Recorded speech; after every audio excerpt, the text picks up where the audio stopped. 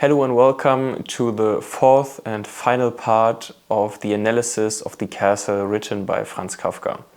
Today we're dealing with pages 316 to 363, which will be two chapters, chapter 19 and 20. After this we don't have full chapters because Kafka never finished the book, but we have some scraps, afterthoughts and notes that he left in his original documents, which shed some light on the world he was trying to paint and the story he was trying to tell. So let's get right into it. Last time we left off with chapter 18, in which K, our protagonist, was so depressed that he just entered any secretary's room. He didn't get the right one, which would be Erlanger, but he encountered another secretary named Bürgel. So the tired K leaves Bürgel's room, goes out into the corridor and really plans on leaving because he doesn't really care about the whole situation anymore. But Erlanger meets him in front of his own door because it seems like he's about to depart. Erlanger then says that he doesn't want an explanation why K didn't visit him and just says that Frida used to work at the bar at the officials' inn and that she used to give beer to Clam, and now everyone feels like this could be a disturbance of the circumstances of Clam and that therefore Frida has to return to the officials' inn bar, and that Erlanger heard that Kay and Frida live together and therefore Kay should now send his wife back to the officials' inn. Which is kind of a crude joke because, as we already know, Frida already returned to the officials' inn together with Jeremias, the assistant. Kay doesn't get the chance to answer any of this and Erlanger leaves. Kay then thinks about how representative this situation is for his whole situation. So usually things are decided without asking him beforehand or behind his back or over his head, and that everyone seems tired. And now he seems tired as well, but then he differentiates between this tiredness, that everyone else is in a hurry but kind of content because they're tired of their work and everyone is very dutiful and prideful in their work. But he has an aimless struggle. Him being tired is more like depression and underlines how nonsensical his struggle really is and how aimless. While Kay is deep in thought about this, the corridor comes back to life. The secretaries around him open and close their doors slightly, peeking through, making excited noises like something is about to happen. Then two servants with a wagon enter. One has a list comparing the numbers on the doors with numbers on his list and numbers on documents stacked atop the wagon. They go around and hand out stacks of documents, sometimes just letters and pieces of paper. When the secretaries don't get a bunch of documents but only one single handout, they usually get upset and some kind of discussion ensues. Some doors don't even open and the servants have to stack the documents in front of the door. Then the doors or the secretary around this door get excited, like they can steal the documents. So it seems like it's a good thing to get many documents. So the secretaries want that. Sometimes mistakes are made and the servants have to backtrack, and then discussion ensues when a secretary has to give out or exchange documents. Sometimes a deal is made and documents mainly get exchanged, but when they have to give out the documents they received without a substitute, many secretaries get angry and just throw out the whole stack of papers and the servants have to pick it back up. The servants are very tricky here. When door doesn't open but it has to open, they lay a trap with more documents, act like they don't care, and then when the door opens they rush back and put their foot in the door, and then they can like state their regulations, appeal to the secretary, all that. But it seems to be a struggle. Kay is super intrigued by this and just starts watching. When the servants are done, only one piece of paper remains. One servant reads the contents and then tears it apart, puts it in his pocket and raises a finger to his lips looking at his colleague, which is the first time that we see that official sources don't act according to regulations. At least so directly, because of course the whole bureaucratic process with the castle is scuffed. But while the servants are leaving, one door won't stay shut and won't stay silent. One of the secretaries is out of his mind. He seems to be in agony, pounding on his door from the inside, screaming, crying, shouting, getting angry and sad. Kay stands right next to this door and wants to see how things play out. But the servants just leave. The other secretaries got more silent, but make acknowledging sounds and seem to support the behavior of this one very loud and uncomfortable secretary. At one point, the loud secretary starts ringing a bell by pressing a button. So it's an electric bell that you can hear throughout all of the officials in. And when the other secretaries see this, they start as well, but it seems like a childlike play because they don't really have any reason to do that. But it's kind of like a little challenge, and they all press their button. And then the innkeeper comes and his wife, so the hostess, they run in and they stop right before Kay and take him out. Out in the yard, the couple starts blaring at Kay, how could he and why was he there? He doesn't really understand what the problem is, but slowly it dawns on him. He wasn't supposed to see the handing out of the documents. It's almost a holy ritual. So the hostess and the innkeeper say that they themselves have never seen the handing out of the documents, and that at first they can't explain it to him because to them it's so obvious. Every child knows that you're not allowed to see official processes. They constantly underline how shy and sensitive the secretaries are, while at the same time saying that they don't really care and that they are so high above everyone else that they couldn't be bothered by Kay. So it's a kind of clum situation where you say that officials are super sensitive and super nice, but on the other hand they don't really care about you and that you're just like a speck of dust for them.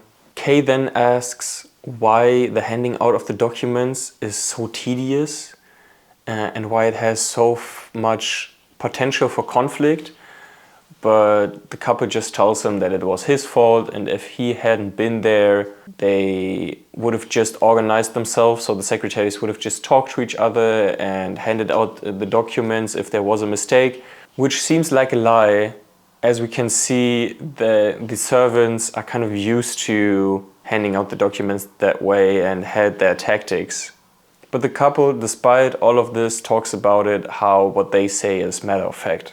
Meanwhile, the three of them go into the bar. Kay doesn't really know why they don't just kick him out, but they seem so interested in talking about official affairs that they keep him there. They then go to the bar and excuses himself and says, of course, if he knew that he wasn't allowed to witness all of that, he would have left, and that he had 2 interviews with Bürgel and Erlanger, so it was very hard on them. But basically he just tries to appeal to the couple's worship of official processes. It works for the innkeeper, but the hostess is still very critical of him. So Kay realizes that now he has to appeal to the woman. He does this by curling up in a corner of the bar and looking at her very sadly. She can't stand his view. We don't know whether it's because he looks so ugly or whether she actually cares for him. But she appeals to her husband to throw Kay out at once. Kay then starts staring at her, and she's so bothered by this that she asks him why.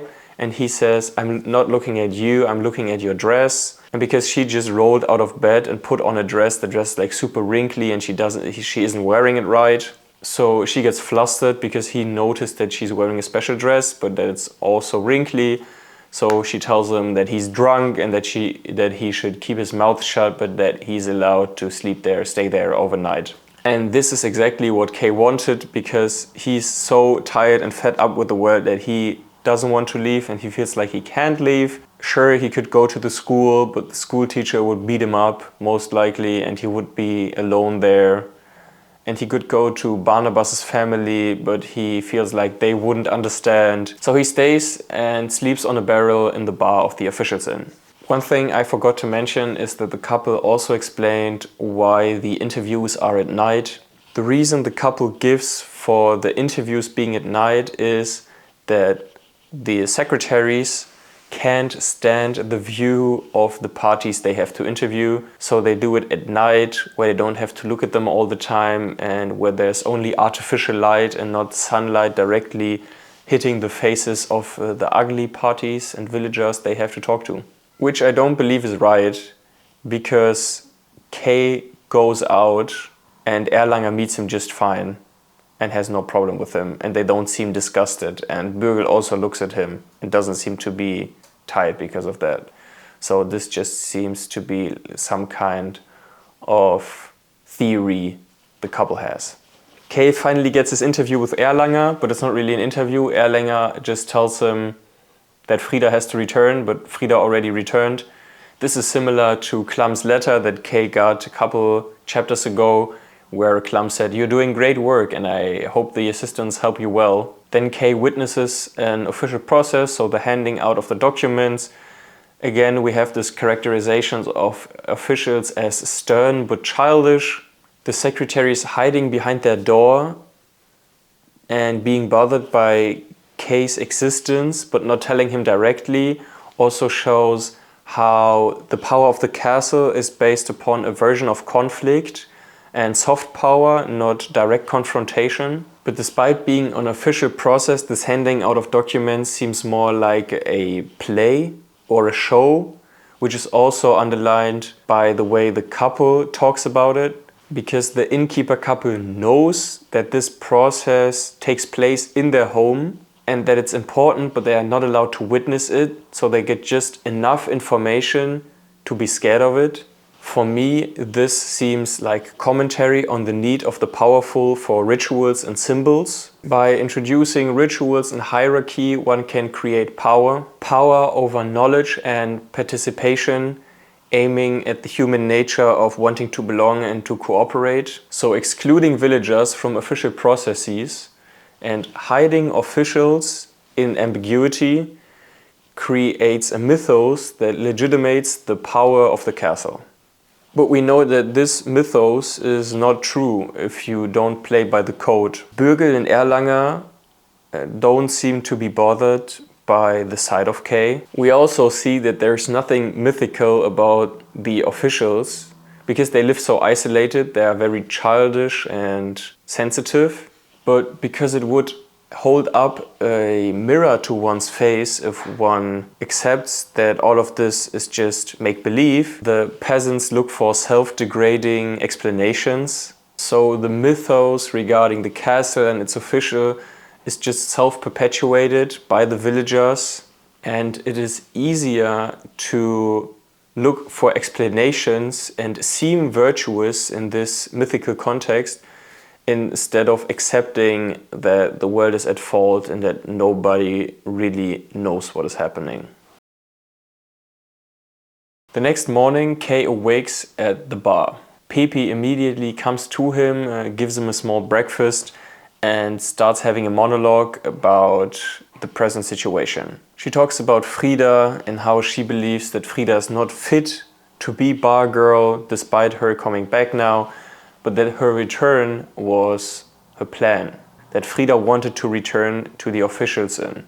She talks about her understanding of a bar girl and femininity, that Frida is way too skinny, not beautiful enough, that she can't talk to people and it's not nice, and that Pepe can do all that, that she looks round and like a woman, and that she has nice hair, and that everyone likes her and is smiling around her, and that she can do small talk. She makes the connection that Frida is more like a spider sitting in her net and weaving connections, controlling people around her. That the rumor that she was the lover of Klum made her more powerful, but after time this power faded. So she needed another event to stay present in people's minds. And then one day Kay came into the bar and she saw her chance of going away, making her absence felt, and then returning. She continues talking about how calculating Frida is, but she also talks about Kay and how for her Kay is a savior, because him taking Frida away felt like him sacrificing himself to the evil Frida so Pepe can rise up in the ranks of the officials in. but that in the end, Pepe as well as Kay both got played by Frida. We also learn a little bit about the officials in.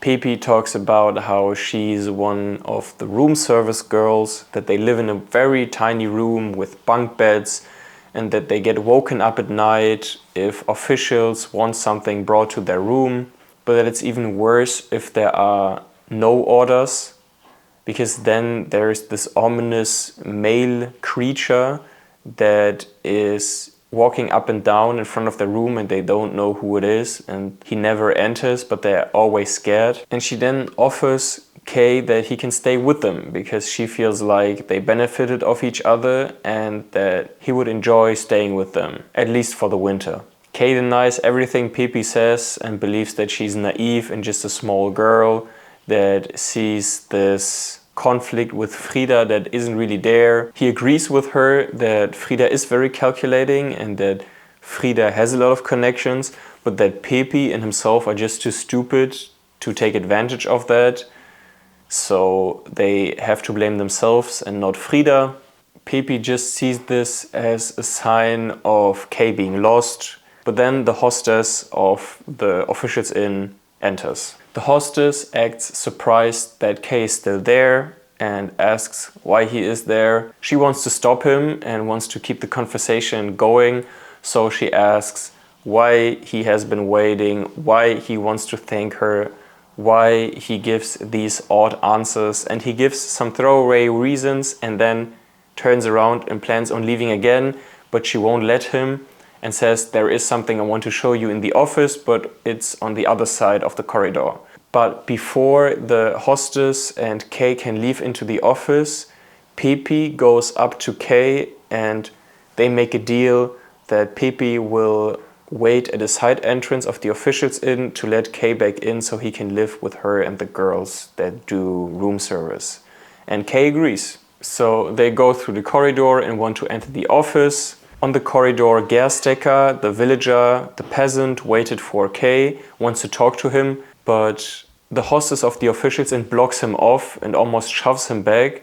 So they go into the office, making Gerstecker wait in the corridor. In there, the hostess really tries to keep the conversation going and it kind of turns flirty and into banter. They talk about her dresses and she asks, why are you such an expert on dresses? And then Kay admits to not being an expert. And then she says, oh, why do you comment on dresses then? And she says ominous stuff like, I have more dresses upstairs. At some point, Kay just admits that she's super odd for wearing these old-fashioned dresses and that she seems to have some kind of hidden agenda. She acts like she caught him red-handed and opens up a big drawer, big wardrobe full of these old-fashioned dresses that she's been wearing. Kay is not surprised and just acknowledges that. The hostess says that he's either a child, a fool, or a very dangerous person. She doesn't elaborate on this, and Kay asks if he can finally leave. She lets him leave. And he goes into the corridor, Gerstecker grabbing his arm and trying to leave with him. And the hostess shouts after him, tomorrow I'll receive a new dress, maybe I'll call you. And then the chapter's over. Chapter 20 is the last full chapter that we get in this story. It seems like a transition phase. Some structures are broken, others get revived. So Kay is not the master of the assistants anymore. The assistants are split up. Frida is back at the officials inn at her old position. Kay got an interview with Erlanger, but he's also kind of homeless and has no direction. Pepe wants him to stay there, so he has one new accomplice. He also appears intriguing to the hostess of the officials inn, and the peasant Gerstecker also wants something from him. So we have a lot of threads that could be tied together now. Pepe's monologue kind of puzzles me. I believe it's just another kind of guessing. Everyone else has these theories regarding the castle and why change happens. So Pepe's just another example of this fantasy that everyone has regarding the whole ambiguity of everything. Pepe having this romanticized image of womanhood could also just be there to build a contrast to the cold, dutiful, prideful vibe everyone else is having. But at the same time, Kay seems to recover from his depressed state. He got the innkeeper couple manipulated to a point where he could stay at the bar. He's been sleeping there for 12 hours. He got a breakfast by Pepi. He denies everything that Pepi says. He's still thinking about Frida and planning on how he can use her position in the future. And the fact that she left him makes him cherish her even more. After chapter 20, we only get an alternative beginning that Kafka wrote for the story, and also some notes and dialogues that he didn't include but that he planned on maybe including. One theme in these notes is that everything is way more on the nose. So the characters directly talk about the ambiguity of the castle, and Kay is talking about everything on this meta level. But after reading the story, I feel like it's good that it stayed so ambiguous and indirect. It really helped the story and the overall vibe. But one sentence Kafka wanted to make Kay say but didn't include really encapsulates something that I tried to say in the last episode, but I was struggling to express it, and I would like to share it with you. Of course, I read it in German and translated it myself, but I believe the contents kind of carry over. So Kay would have said, "The castle is already infinitely more powerful than you.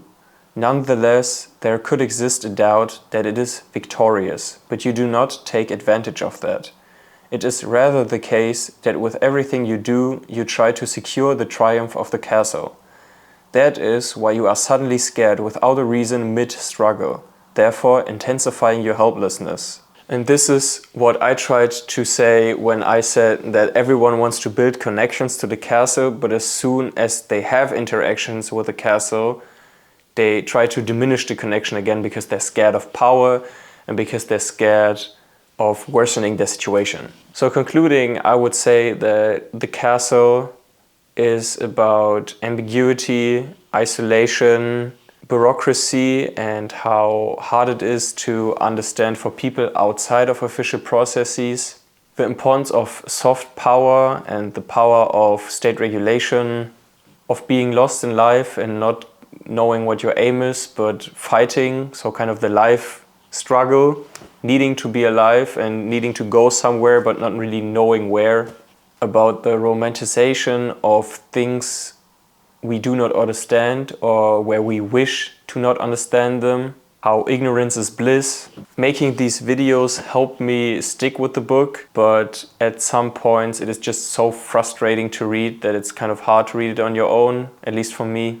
I could see this book being a starting point for research on Kay's image of women. We have Frida, Pepi, the both hostesses of the inns. We have Amalia, and despite some passages being strictly, okay, women are kind of emotional, I thought that all the female characters were interesting and had something to bring to the table. I believe it is obvious that Kafka tried to deal with things in his life, as the character is named Kay, and I have made the mistake many times of interchanging Kay and Kafka when talking about the book. And in other books by him, the characters also have Kay somewhere in the name. I believe the story is interesting, but I felt like it was more interesting just listening to my own summary than reading the book, because some passages are just there to frustrate you. For example, when the hostess of the Bridge Inn talks about Clum, it's 4, 5, 6 pages just of her praising Clum, contradicting herself, getting emotional, and it's there to illustrate how deep in she is in this kind of manic state, and that was hard to read sometimes. There's a lot to work with here. A lot of things that Kafka describes are very cinematic and would make for great interactions in the movies and dialogues. And I'm glad I did this project, and if you have made it through the whole playlist and you're here with part 4, I thank you for sticking with it. I hope you got entertained. And I hope I got one more person interested in stories that might be a little weird in the beginning. And I hope to see you in the next one. Bye bye.